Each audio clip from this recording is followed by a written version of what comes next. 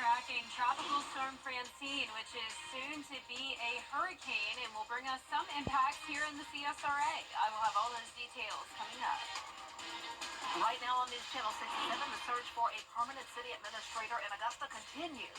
We'll have an update from the special meeting called this morning.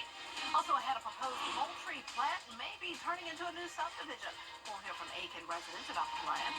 And preparing future teachers for the classroom. The funding from a local organization to help curb the shortage. And your News at 7 starts now. Live from Television Park, this is WJBF News Channel 6 at 7. Good evening, everyone. You're watching News Channel 6 at 7. I'm Dee Griffin. Thanks so much for joining us. Coverage you can count on begins as accusations fly as Augusta leaders fail to name a new city administrator. The mayor calling a special meeting this morning to name a permanent city administrator, except not enough commissioners showed up, so the vote could not take place. George Escala has the story. After 12 weeks being out following back surgery, Alvin Mason was back in the commission chambers and ready to vote for a permanent city administrator. My position has always been clear. It hasn't changed. If you recall, I was the one who nominated Tamika Allen the last time. Allen was at the meeting. So were the mayor and 5 commissioners supporting her for the job. But not there were the 5 commissioners supporting interim administrator Takia Dowse. This preventing a quorum, meaning no vote could be taken. They decided not to show up. Just kind of politics of Augusta. We want to see Augusta move forward. We want to see this government operate much more efficiently. And what you're seeing here today is one more reason why we can't do that.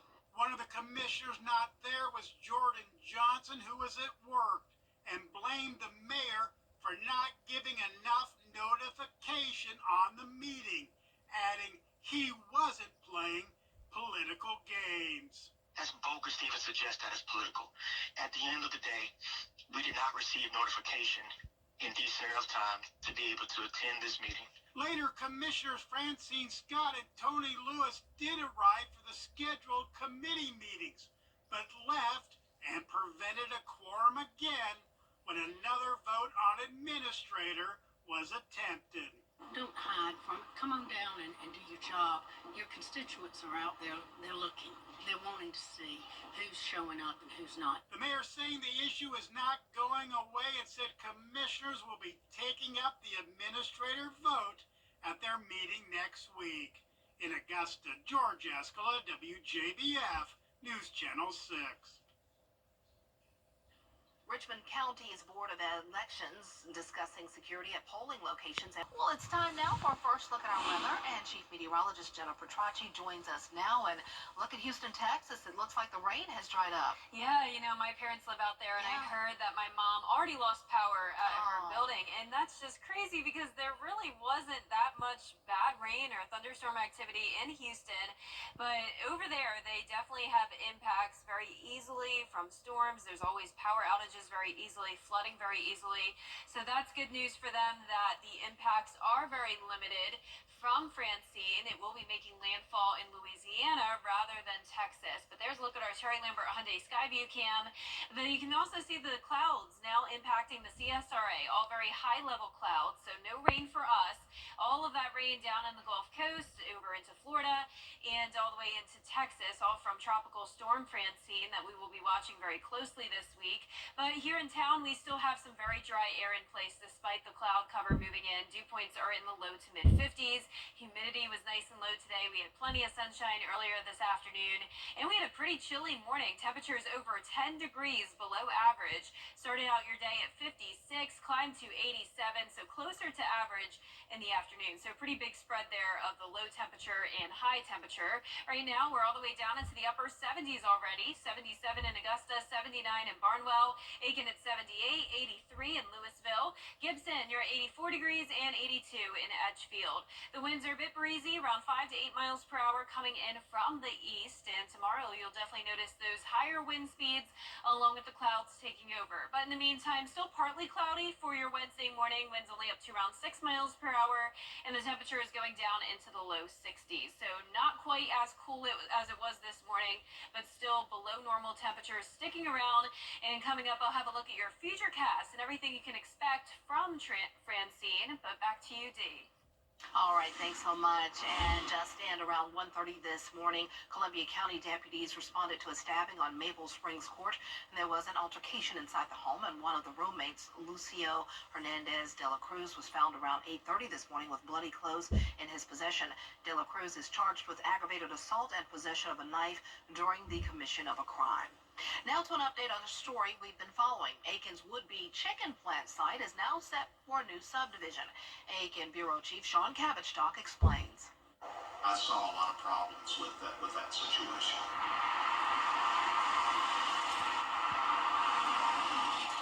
The property at East Frontage Road and Columbia Highway was meant for a chicken plant by the House of Rayford, but it hit two major hurdles: not enough sewer capacity and pushback from neighbors. There was concern about the water rate and sewer rate discounts that were being proposed, and some of the ancillary concerns regarding a chicken plant processing plant, period. Now a subdivision named Creighton Meadows could be built there, featuring 284 homes in 2 phases. It will feature amenities like pickleball courts, a dog park, trails, and 20% green space. The zoning was there, the zoning was in place for the subdivision, so they decided to move forward with that. Now, this subdivision the houses will be in the 250 range, which is the sweet spot for many, many people. The development must follow city landscaping rules, keep buffers, and have 2 entrances with landscape medians. Plus, a traffic study will be needed. Our on-call traffic engineer will review it and see if it complies, if the recommendations comply with our ordinance, and then act accordingly. Last month, the Aiken City Council approved water and sewer services for the subdivision. There were some concerns about the proximity to Shaw Industries plant and potential noise. I think a lot of folks may end up working for Shaw. There's some industry in that area, and the folks that work there sometimes want to live close, so that'll work out for them, I believe.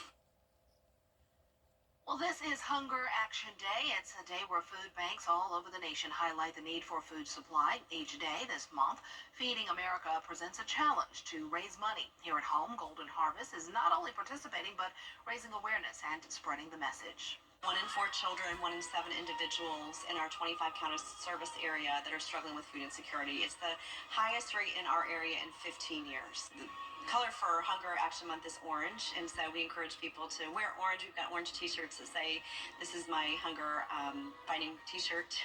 So we're wearing those this month. But again, just encouraging the community to take action this month, because it is a month we can really shine a light on this and do some incredible work together. By donating just $1 to Golden Harvest Food Bank, you can help provide 10 meals. Well, if you're interested in becoming an educator, your time could be now. The Richmond County School System and other local programs are partnering to help you start your career. It's all thanks to a nearly $200,000 grant. Bria Smith has more.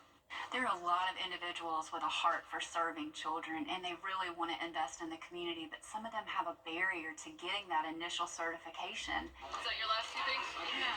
The $180,000 in scholarships was donated by the ANGC Community Impact Fund at the Community Foundation for the CSRA. So it's a great way to fill the void of the teacher shortage, but also attract people who are experts in their field of studies. The partnership offers 2 routes. Teachers can apply for a $2,000 scholarship to enroll in CSRA REIS's TAP program, or a $5,000 scholarship to pursue a master's degree at Augusta University's College of Education. Once people get into this program, they have that one-on-one coach that's assigned to them, somebody who's there helping to support them. They're getting on-the-job training, but they are experts already in their field. So we feel comfortable with those individuals, learning that pedagogy. We provide master's programs in initial certification areas, and those teachers can come to us to get that master's degree and their initial certification at the same time. It's important because the children in the community really need high quality, strong teachers in the classroom every day. Coming up, we are under an hour away from the beginning of the 2024 presidential debate on ABC, the pre-debate. And high-level clouds have moved into the CSRA, and the clouds are sticking around all the way through the weekend. Temperatures are going to stay below average, and we're also going to see some beneficial rainfall from Francine. I'll break down all the details right after the break. Need a buck? By Pinnacle Bank.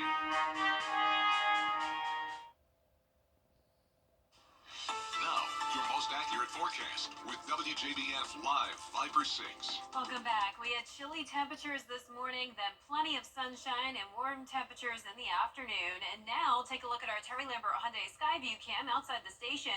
Some high-level clouds have moved in, and believe it or not, it is from Tropical Storm Francine. That is quite the distance away from us, but we are still going to have some impacts here at home, starting with the cloud cover. Right now, we're sitting at 77 degrees, dew point of 53. So despite the clouds, we have a lot of dry air in place. So the rain chances will be pretty limited over the next 48 hours or so. But right now, temperatures are in the upper 70s through low 80s. Temperatures overall made it close to around average this afternoon, but we'll see a cool down starting tomorrow due to the cloud cover and then eventually also due to the rain. So notice on satellite and radar, cloud cover has really covered the entire CSRA, and it stretches all the way down into the Gulf of Mexico and off the coast here. That's where the center of Francine is, off the coast of Texas. Rain bands stretching all the way down into Florida. So there's a lot of dry air that Francine is having to overcome, and because of that, it is not strengthening as much as it was initially expected to, despite being in the warm water of the Gulf of Mexico.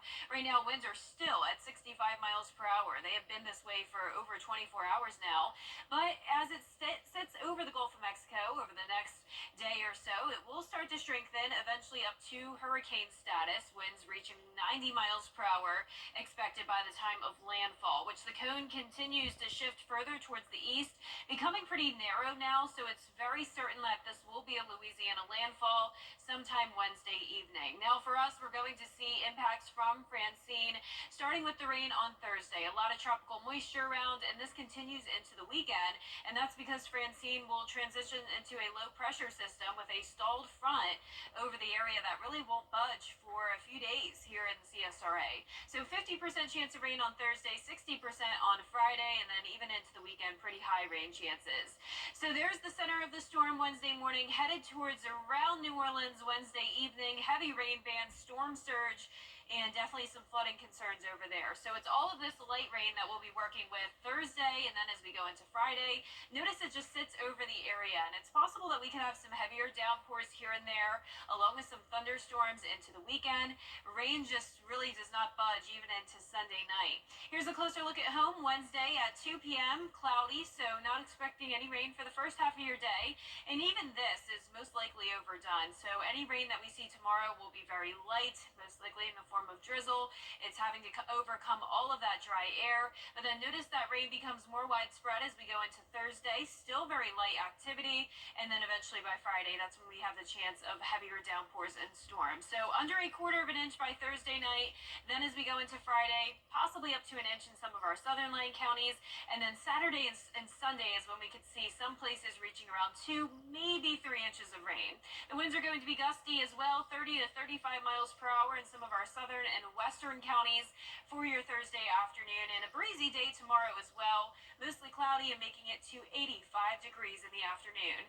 Lows tonight will be in the low 60s. Highs tomorrow will be in the mid 80s, and that 10-day forecast showing those rain chances sticking around even into next week, and the high temperatures going only down to 80 degrees Thursday and Friday, and cooler temperatures into next week as well. Back to you, Dee. Coleman Services, News Channel 6.